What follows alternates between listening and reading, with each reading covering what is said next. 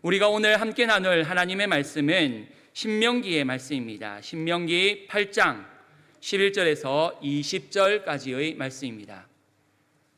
신명기 8장 11절에서 20절까지 말씀을 우리 한 절씩 교독하도록 하겠습니다. 제가 한 절, 우리 성도님들 한 절, 11절부터 20절까지의 말씀입니다. 제가 먼저 읽습니다. 내가 오늘 내게 명하는 여호와의 명령과 법도와 규례를 지키지 아니하고 내 하나님 여호와를 잊어버리지 않도록 삼갈지어다.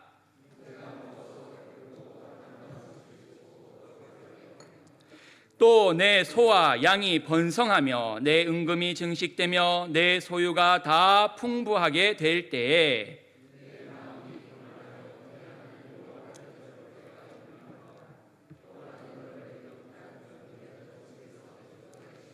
너를 인도하여 그 광대하고 위험한 광야 곧 불뱀과 정갈이 있고 물이 없는 간조한 땅을 지나게 하셨으며 또 너를 위하여 단단한 반석에서 물을 내셨으며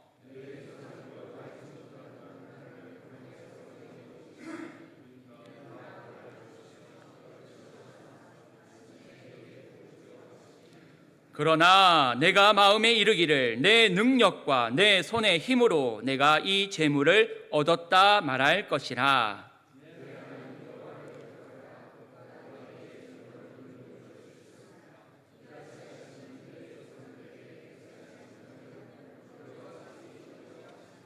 내가 만일 내 하나님 여호와를 잊어버리고 다른 신들을 따라 그들을 섬기며 그들에게 절하면 내가 너희에게 증거하노니 너희가 반드시 멸망할 것이라. 여호와께서 너희 앞에서 멸망시키신 민족들 같이 너희도 멸망하리니 이는 너희가 너희의 하나님 여호와의 소리를 청종하지 아니함이니라. 아멘. 제가 기도하겠습니다. 사랑과 은혜가 많으신 하나님 아버지 감사합니다. 주여, 오늘 주님의 날에 주님의 몸된 교회로 나와 주의 말씀을 듣고 찬양하며 기도할 수 있도록 인도하여 주시니 또한 감사합니다. 주님, 오늘의 이 예배가 주님 앞에 온전히 상달되어지는 영적인 예배가 되게 하여 주시고 나의 입술의 모든 말과 나의 마음의 묵상이 주님 앞에 온전히 상달되어지는 귀하고 복된 예배의 자리가 되게 하여 주시옵소서. 부족한 종의 모습은 거룩한 십자가 뒤에 감추어 주시고 오로지 주님의 말씀만이, 주님의 음성만이 울려 퍼지는 귀하고 복된 말씀의 시간이 되게 하여 주시옵소서. 주께서 우리와 함께 하시며 인도하여 주실 줄로 믿고 언제나 주님만을 사랑합니다. 예수님의 이름으로 기도합니다. 아멘. 할아버지와 한 손녀가 있었습니다. 손녀와 즐거운 시간을 보내던 이 할아버지가 주머니에서 사탕을 2개 딱 꺼내서는 손녀의 한 손에 하나씩 사탕을 쥐어 주었습니다. 어린 소녀는 사탕을 받고서 자신이 좋아하는 사탕을 2개나 받아서 너무너무 기뻐하고 좋아했습니다. 그런데 할아버지가 이렇게 손녀에게 말합니다. 야, 내게 사탕이 2개나 있구나. 이 할아버지에게 사탕 하나를 주지 않으련 너는 2개나 있지 않느냐. 손녀가 고민이 되어지지요. 이 2개의 사탕을 손에 꼭 쥐고서는 어떻게 해야 하나 한참을 고민한 끝에 하나의 사탕을 할아버지에게 내밀어 드립니다. 이 사탕 할아버지 드세요. 그러자 할아버지는 손녀를 꼭 안아주고서는 숨겨놓았던 사탕 봉지를 꺼내 손녀에게 안겨줍니다. 고맙다. 그리고 이 사탕 네가 다 먹으련. 참으로 이상한 일이지 않습니까? 세상의 많은 할아버지들이 아마 한 번쯤 손자 손녀에게 이렇게 하지 않았을까 생각해 봅니다. 손녀에게 사탕 2개쯤을 쥐어주고서는 자기도 그 사탕 봉지에서 하나를 꺼내 먹으면 될 텐데 이상하게도 꼭 2개 주놓고서는 하나를 달라라고 말합니다. 우리는 이런 모습을 보면서 야, 이 할아버지 참 괴팍하다 이렇게 생각한 사람은 아무도 없을 것입니다. 할아버지의 그 속마음을 우리는 잘 알고 있는 것이지요. 손녀의 사탕을 빼앗아 먹으려고 하는 그런 생각을 하는 사람이 아님을 손녀의 사탕을 빼앗아 먹으려는 게 목적이 아니라는 것을 우리는 너무나 잘 알고 있습니다. 이 할아버지의 속마음은 무엇일까요? 내가 가지고 있는 사탕보다 손녀의 사탕이 더 맛있어 보여서 그럴까요? 그렇지도 않지요. 손녀가 어떻게 하는지, 손녀가 할아버지에게 자신을 좋아하는 그 사탕을 줄 수 있는지 그것을 보고 싶기 때문에 손녀에게 그렇게 하는 것입니다. 예수님도 우리에게 말씀하시지요. 네가 나를 더 사랑하느냐.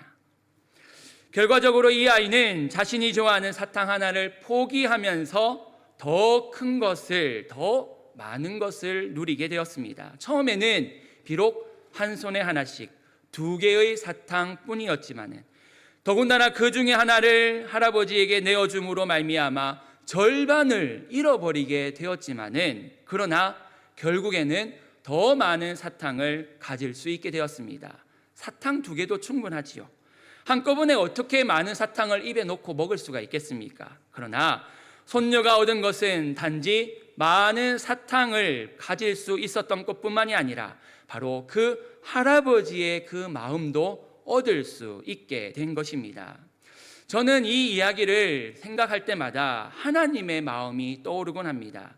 하나님이 우리에게 향하신 그 사랑의 마음이 손녀와 할아버지의 이 이야기 속에 담겨져 있다는 것을 저는 발견합니다. 우리에게 한 손에 하나씩 사탕을 쥐어주시고서는 하나님은 가만히 우리에게 물어보십니다. 내 한 손에 있는 그 사탕을 내게 주지 않으련? 어떻게 하시겠습니까?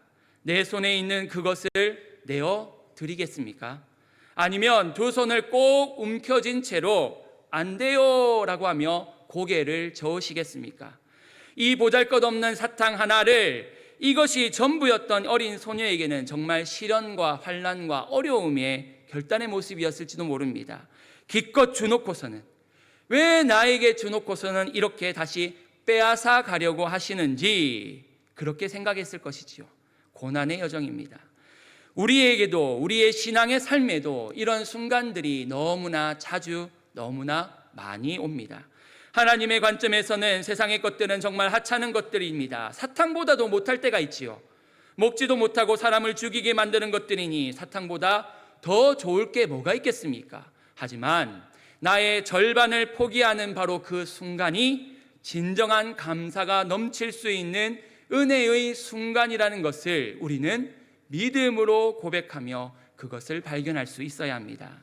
사실 내 손에 쥐고 있는 이 2개의 사탕조차도 내가 직접 만들어내거나 사거나 내가 가진 것이 결코 아닙니다. 처음부터 그 사탕들은, 내 손에 쥐어지고 있는 그것들은 하나님이 나에게 주신 것들입니다. 그 사실을 알고 있다면 하나님께 내어드리지 못할 것은 전혀 없습니다. 하지만 내 것인데, 내 손에 쥐고 있는 것인데, 이게 나의 전부인데 라고 생각한다면 결코 우리는 쥔 손을 펼칠 수도 없고 내 것을 드릴 수도 없습니다. 그렇기에 우리는 내 것이 누구에게서 온 것인지, 내가 가진 것이 어디서 비롯된 것인지 우리는 올바로 깨닫고 알고 있어야 합니다. 바로 이것이 감사의 첫걸음이 되는 것이지요.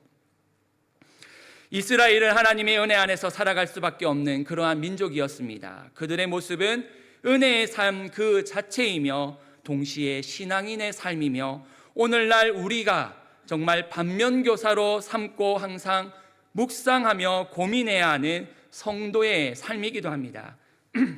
이스라엘의 역사적 모습은 오늘날 우리가 어떻게 해야 하는가를 절실히 보여주는 삶의 모습이 되어집니다. 감사를 잃어버린 성도의 종국은 어떻게 되는 것인지, 하나님께 감사드리며 찬양드리는 성도의 삶은 어떠한 삶이 되어지는 것인지를 우리들에게 보여주는 것이 바로 이 이스라엘 백성들의 삶의 모습입니다. 오늘 말씀의 11절에는 잊지 말아야 할 3가지를 우리들에게 먼저 말씀해 주고 있습니다. 명령과 법도와 규례입니다. 이 3가지가 동시에 한 번에 나오는 것은 바로 오늘 말씀, 신명기의 말씀뿐입니다. 이 세 가지를 모두가 비슷하거나 똑같은 것은 아닌가라고 생각되어지기도 하는데, 성경은 분명하게 이 세 가지가 다르다는 것을 구분지어 우리들에게 이야기하고 있습니다. 이러한 명령, 법도, 규례는 매우 흥미로운 구분이기도 합니다. 더욱이 신명기가 어떤 책입니까? 하나님의 말씀을 다시금 모세가 이스라엘 백성들에게 설명하며 다시금 다짐케 만드는 모세의 마지막 설교가 아닙니까? 그동안의 경험과 신앙적 체험의 정수를 이제 약속의 땅으로 들어가려고 하는 그 마지막 순간에 백성들에게 전하는 책이 바로 신명기라는 책입니다. 하나님의 말씀에 대한 모세의 설교에서 이 세 가지를 구분하여 놓았다는 것은 우리들에게 무엇인가 다르다라는 것을, 이 세 가지는 다르다는 것을 우리들에게 말해주고 있는 것입니다. 먼저 여호와의 명령이라는 것을 찾아보면 히브리어로 미츠바라는 말로 신의 명령 혹은 신적인 존재의 명령이다라는 것을 우리들에게 설명합니다. 영어 성경을 찾아보면은 커맨드먼트라고 번역해 놓고 있는데, 십계명 혹은 하나님의 율법이 하나님의 명령이다라고 우리들에게 말해줍니다. 그리고 이 법도라는 것을 찾아보면 히브리어는 미시레레트라고 말하는데 파수 반열이라는 의미를 가진 단어이기도 합니다. 영어 성경을 찾아보면은 오디넌스라고도 말하면서 법령, 포고령 등을 말하는 말입니다. 영어 성경의 다른 부분에는 룰이라고도 말하면서 사회적인 법들을 우리들에게 말해주고 있음을 발견합니다.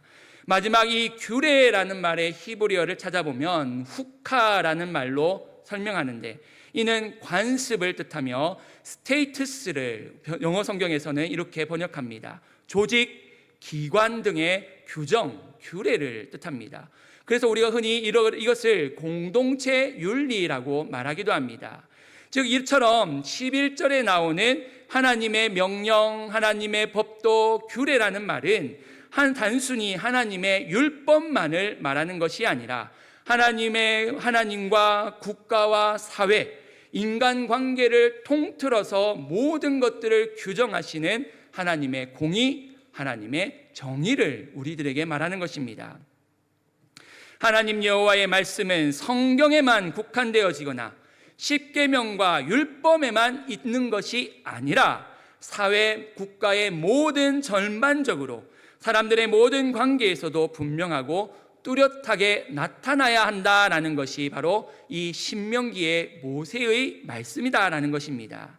이것을 반대로 설명하면 이렇습니다. 하나님의 말씀이 모든 곳에서 뚜렷하게 나타나지 않음은 하나님 여호와를 잊어버린 것과 같다라는 것입니다. 어떤 이들은 세상적인 기준에도 미치지 못하지만 교회의 법이라는 이유만으로 강조하거나 그것을 절대적인 것처럼 말하기도 하는데, 이는 극히 모순적인 행동이다라고도 볼 수 있는 것입니다. 세상의 법보다도 못한 하나님의 공의와 정의가 어디에 있으며 세상의 기준보다도 미달되어지는 하나님의 기준이 있을 수가 없습니다. 그렇기에 우리는 교회에서만 누리고 교회에서만 받는 은혜를 감사할 것이 아니라 우리들의 삶의 모든 전반적인 것들을 통해 감사하며 주님 앞에 감사함으로 나아갈 수 있어야 한다라는 것입니다. 그렇기에 성경은 우리들에게 이렇게 말하고 있습니다. 배부르고 편안한 곳에서 많은 재물과 소유로 부자가 된다면 하나님을 잊어버릴 수 있다라고 말입니다. 한편으로 생각하면 우리가 힘들고 어려운 순간에만 하나님을 기억해야 하는가? 왜 하나님은 그러한 편견을 가지고 우리를 대하고 계실까라고 우리가 생각하며 궁금하기도 하고 이상하게 생각되어질 수도 있을 것입니다. 왜 시련과 고난 속에서 하나님을 찾게 된다라고 하시는지, 왜 우리가 편안하고 안락한 순간에는 하나님을 찾지 않을 거라고 말씀하시는지 우리는 섭한 마음이 들 수도 있을 것입니다. 저는 가끔 이렇게 기도할 때가 있습니다. 한번 줘 보세요.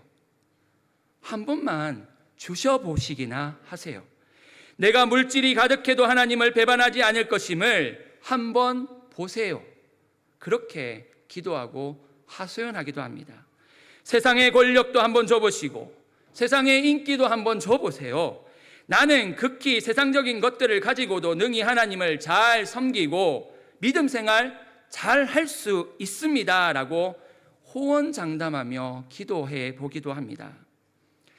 2개의 사탕을 손에 쥔 아이처럼 사탕을 주셨으면 그것으로 끝나야지 왜 굳이 1개의 사탕을 다시 빼앗으려고 하시는지 알 수 없는 그러한 어린아이 같은 마음이 들 때도 있습니다. 이스라엘 입장에서도 바로 그렇겠지요. 감사할 수 있도록 설명해 주시고 이해시켜 주시고 알려주시면 될 터인데 왜 굳이 광야에서 고생을 시키게 하시는지, 왜 그리고 그 고생이 복을 주기 위한 훈련이라고 말씀하시는지를 이해하지 못하고 알 수 없을 때도 있습니다. 어쩌면 우리들의 기복주의적인 신앙관이 바로 나로부터 우리로부터 시작된 것이 아니라 하나님이 그렇게 만드신 것은 아닌지, 하나님이 그렇게 시작하신 것이 아닌지 보일 때도 있는 것이지요. 고생한 만큼 복이 온다고 말씀하시면은 그게 바로 기복주의적인 신앙이 아니고 무엇이겠습니까? 금식 기도를 오래 하고 헌신을 더욱더 많이 하고 고난과 환난을 당할수록 내가 은혜를 받는다라고 생각하며 살아간다면 그게 곧 금욕주의자 율법주의적인 것이지 어떻게 그것이 하나님이 말씀하시는 은혜냐라고 우리는 생각되어질 수도 있습니다. 그러나 이러한 생각들, 이러한 오해들은 하나님의 은혜에 대한 큰 오해에서 시작됨을 우리는 알아야 합니다. 하나님의 은혜가 고생을 통해 고생을 해야만이 하나님을 알게 되고 하나님을 찾게 될 때 임하는 것으로 여기기 때문에 하나님의 은혜에 대한 잘못된 편견의 모습들이 우리 안에 자리 잡고 있다는 것을 우리는 스스로를 발견해야 합니다. 하나님의 은혜는 결코 그렇지 않습니다. 하나님이 믿는 자들을 고생시키는 이유는 복을 주시기 위함이 아니라 감사할 수 있도록 하기 위함이다라는 것입니다. 즉 복을 받기 위한 고난이 아니라 감사하기 위한 고난이라는 것입니다. 이제 이러한 생각과 마음을 갖기 위해서는 우리가 겪고 있는 고난에 대한 관점을 달리 바꿔야 할 필요가 있습니다. 무엇보다 고난에 대한 시점, 즉 고난을 어떻게 바라보아야 하는가를 우리 안에 새롭게 해야 한다는 것입니다. 내가 고난을 당하는 것이 무엇보다 유익하다는 점에서 무엇이 유익하며 무엇에 대해서 좋은가를 분명히 해야 할 필요가 있고, 무엇보다 그리스도인으로서 확실한 신앙의 관점에서 그 고난을 바르게 바라보아야 한다는 것입니다. 교만이라는 말의 히브리어를 찾아보면 여러 가지 단어들이 등장할 때가 있는데 그 중에 하나에 렘이라는 교만해라는 단어가 있습니다. 이 렘이라는 히브리어의 단어의 뜻을 어원을 찾아보면 높이다라는 뜻을 가지고 있는데 이 높일 때에 쓰여지는 말들이 참 재미있습니다. 무엇을 높이는가에 따라 반대로는 무엇인가는 내려가고 적어지게 된다라는 뜻을 가지고 있는 것입니다. 즉 이스라엘 사람들은 이 교만이라는 말을 생각할 때마다 무엇인가를 높이기 위해서 그 아래에는 무엇인가를 자꾸만 괴거나 놓아야 한다라고 생각하는 것입니다. 그래서 다른 것들을 빼어 내가 원하는 것을 높이기 위해 그 밑에다가 넣고 있는 것이지요. 그 아래에다가 두고 있는 것입니다. 즉 교만이라는 죄는 내가 원하는 세상의 것들을 높이기 위하여 하나님의 것을 빼어다가 그 밑에 놓고 있는 모습이 바로 교만이다라는 것입니다. 탑을 높이 쌓기 위해 다른 탑의 돌을 빼어내어 그 밑에다가 두고 있는 것입니다. 우리는 내 안에 있는 물질적 풍요로 인해 만족함이 많아지게 된다면 동시에 하나님에 대한 감사를 놓치게 됩니다. 안 한다는 것이 아닙니다. 감사해야 할 때 감사하지 못하고 감사함을 가져야 할 때 감사하지 못하게 된다라는 의미입니다. 고난과 환난의 끝이 축복이라는 의미가 아니라, 그리고 물질적 풍요로 인해 하나님을 잊고 산다는 것을 말하는 것이 아니라 감사해야 하는 그때를 놓치고 감사해야 할 그때를 잃어버리게 되는 것을 말하는 것입니다. 이스라엘 민족이 광야에서 고난과 환난의 시간들을 보낼 때에는 작은 것 하나하나가 축복이요 감사의 제목이었습니다. 손과 발을 씻을 물조차도 부족하였지만은 그래도 바위 위에서 흘러내리는 조그마한 물줄기에 환호하며 감사를 드렸습니다. 풍성한 식탁을 차릴 수는 없었지만은 날마다 주시는 만나에 감사했습니다. 다양한 음식들을 맛보지는 못하였지만은 그래도 하늘에서 풍성하게 내려지는 그 음식을 먹을 수 있음에 감사하였습니다. 풍성한 삶을 누릴 수 있는 지금 현재의 삶과 비교하면 광야의 삶은 아무것도 아니고 보잘것없고 정말 부족한 삶입니다. 그러나 많은 것을 누리던 지금에 비하면 예전의 것들은 형편없고 보잘것없는 그러한 모습이나 그럼에도 불구하고 도리어 보잘것없고 형편없는 그때가 감사의 제목들이 넘쳐났으며 감사의 찬양이 더욱 많았던 시기였던 것입니다. 그럼에도 지금 우리가 풍성한 것을 누리고 있지만은 감사를 잃어버리는 이유는 우리가 은혜의 관점이 감사에서 풍요로움으로, 은혜에서 물질로 우리의 눈길이 돌아가고 있기 때문에 이제 우리는 작은 것에 감사하는 그 때와 그 시기를 잊어버리고 살아가고 있다는 것입니다. 그렇습니다.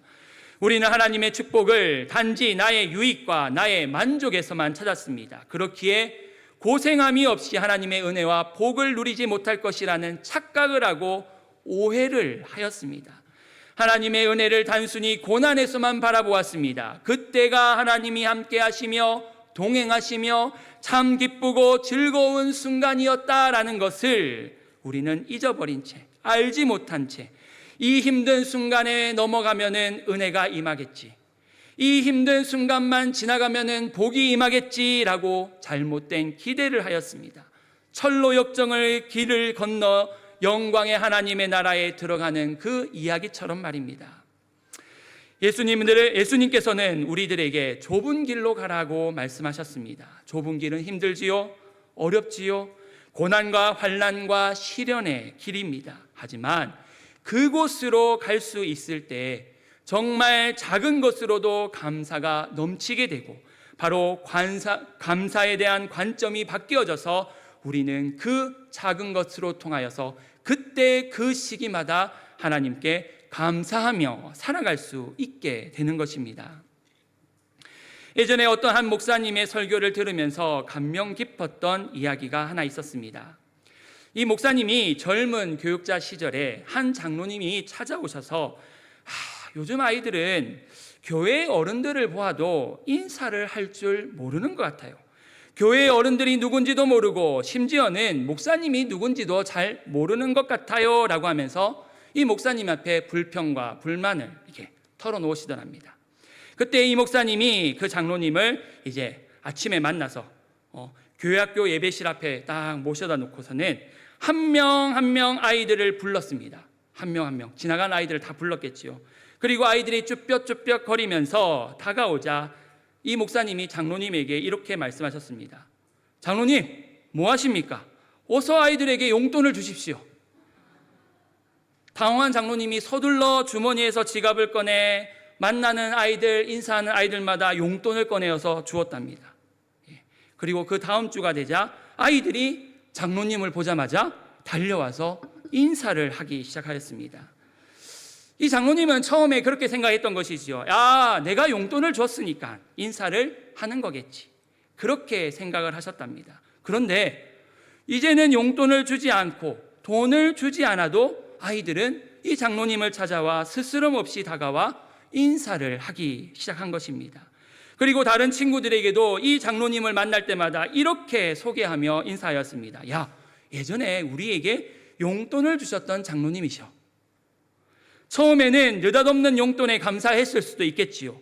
그 돈을 주었던 것을 생각했을 수도 있습니다. 하지만 용돈이 계속 주어지지 않아도 물질적인 어떠한 은혜가 없어도 그때의 감사의 기억들, 그때의 고마웠던 추억들, 그때의 생각으로 아이들은 장로님에게 인사를 하며 평생을 그 장로님으로 기억하고 감사하며 살기 시작했던 것입니다.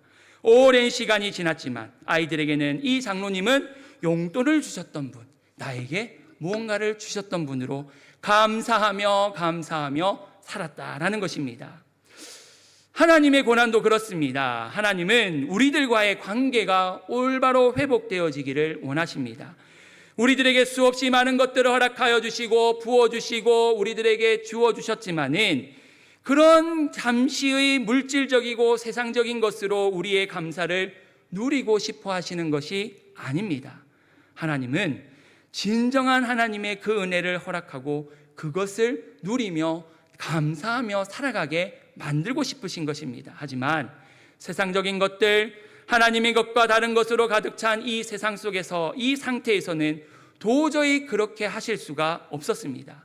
하나님의 자리에 두어야 할 것들을 세상의 것들로 가득 채워져 있다면 관계는 회복되어지지 아니하고 이어질 수도 없다라는 것입니다. 그렇게 하나님의 관계의 회복을 위해서, 감사함으로 살아가기 위해서는 하나님의 그 회복을 위해서 마침내 복을 주시기 위하여 우리를 그 자리에서 인도하여 내시며 고난과 시험을 우리들에게 허락하시고 그 관계의 회복을 이루어 주시는 것입니다.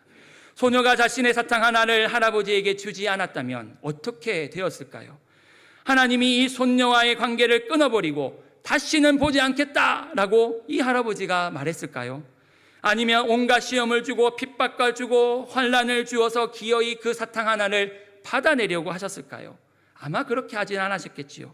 어르고 달래고 회유하여서 사탕 하나를 손녀에게 받아내려고 그렇게 어려움을 주고 시험을 주어서 그 사탕 하나를 차지하려고 하는 이유가 무엇입니까? 바로 더 많은 사탕을 이 아이에게 주고 싶은 그 사랑의 마음, 은혜의 마음이 있기 때문에 그렇게 하셨던 것이 아니겠습니까? 하나님의 은혜도 바로 그렇습니다. 더 많은 것을 우리에게 부어주시기 위해서 합당한 복의 자리가 만들어져야 합니다. 복을 부어도 받을 수 없는 평평한 장소라면은 아무리 하나님의 은혜를 쏘아붓고 흘러보내어도 모을 수가 없는 것입니다. 그러나 내 마음에 깊은 웅덩이를 만든다면, 비록 아프고 힘들고 어렵지만 그래도 넓고 넓은 그 시련과 고난의 웅덩이를 만들어낸다면 그곳에 하나님의 많은 은혜를 모아두고 저장할 수 있을 것입니다. 그렇기에 바로 그것이 우리의 시련이 감사의 제목이 되어지며 감사를 놓치지 않는 삶이 되어지는 것입니다. 나는 어떠한 삶을 살아가고 있습니까? 내가 지금 당하는 시련과 고난이 어떻게 보이십니까? 혹시 세상의 평화를 누리면서 하나님에 대한 감사를 잊고 살아가시지는 않습니까? 나의 모든 달란트는 하나님이 우리에게 허락하신 것입니다. 그가 내게 재물 얻을 능력을 주셨습니다. 감사의 제목을 잃어버린다는 것은 하나님이 나에게 주신 그것을 잃어버리는 것과 똑같은 것입니다. 감사를 놓친다는 것은 하나님과 함께했던 순간들을 잃어버린다는 의미이기도 합니다. 감사한 것이 없음을 동행하시고 인도하시며 손을 잡아 이끄시는 하나님의 손길을 알지 못한다는 말이기도 합니다. 그렇게 우리는 감사로 은혜를 은혜답게 만들어주고 복을 복답게 만들어주는 우리의 감사를 놓치지 말고 그 마음가짐을 우리는 늘 가슴에 두고 살아가야 할 것입니다. 우리의 인생을 빗대어 우리는 농사로 빗대어 비유하곤 합니다. 눈물로 씨를 뿌려야 기쁨으로 단을 거둘 수 있다라는 그 농사야말로 우리의 인생을 너무나 잘 설명한 비유의 말씀일 것입니다. 비록 지금 여기서 농사를 지으며 곡식을 추수하는 분은 없으시겠지요. 그러나 우리는 다양한 방법으로 인생의 여정 속에서 씨를 뿌리며 살아갑니다. 하나님께서 나에게 주신 그 재주와 달란트를 가지고 우리는 인생의 계절들을 보내며 계속 눈물을 흘리며 씨를 뿌리며 살아가고 있습니다. 그렇기에 우리는 신앙의 농사꾼으로 1년의 추수를 거두는 기대감으로 살아가야 합니다. 내가 얼마나 기도로 땅을 기름지게 만들고 말씀으로 비를 내리게 하며 헌신으로 더욱 풍요로운 햇살을 비추게 하였는가가 바로 올해 신앙의 추수의 내용이며 결실이 될 것입니다. 지금 내가 비록 눈물 속에서 살아가지만 고난과 역경 속에서 내가 감당할 이유조차 찾을 수 없는 아픔 속에서 살아갈 때가 있지만은, 그러나 그 속에서도 감사를 놓치지 않을 때 주님께서는 더 큰 은혜를 통해 귀한 주님의 자녀, 주님이 주신 것에 대해 감사하며 살아가는 믿음의 일꾼으로 우리를 만들어 주실 것입니다. 오늘 하루도 항상 주님 안에서 진실된 일꾼, 주의 말씀을 붙들고 감사를 놓치지 않으며 나의 모든 시련과 고난과 아픔들이 더 큰 풍성한 하나님의 은혜를 누리고 살아가게 만드는 하나님의 귀하고 복된 말씀임을 명심하고 그 말씀을 붙들고 살아가시는 우리 모든 성도님들 되시기를 간절히 소망합니다. 기도하겠습니다. 사랑과 은혜의 하나님 아버지, 감사합니다. 주여, 말씀으로 역사하시는 그 은혜를 우리에게 부어주시니 또한 감사합니다. 아버지 하나님, 온갖 어렵고 힘든 순간에도 감사를 잃어버리지 않고 늘 감사하며 주님을 찬양하며 살아가는 믿음의 일꾼들이 되게 하여 주시옵소서. 아버지 하나님, 우리에게 더욱 풍성히 넘치도록 은혜를 부어주시는 하나님의 사랑을 더욱더 간절히 느끼며 주님과 함께 감사하며 살아가는 믿음의 자녀들 되게 하여 주시옵소서. 아버지 하나님, 모든 믿음의 성도들 한 명 한 명이 정말 감사를 놓치지 않는 삶, 주님 앞에 더욱더 감사하며 살아가는 믿음의 삶을 살아가는 신앙의 여정을 살아가는 모든 성도들 되어질 수 있도록 주께서 함께 하시며 인도하여 주시옵소서. 언제나 주님만을 사랑합니다. 예수님의 이름으로 기도합니다. 아멘.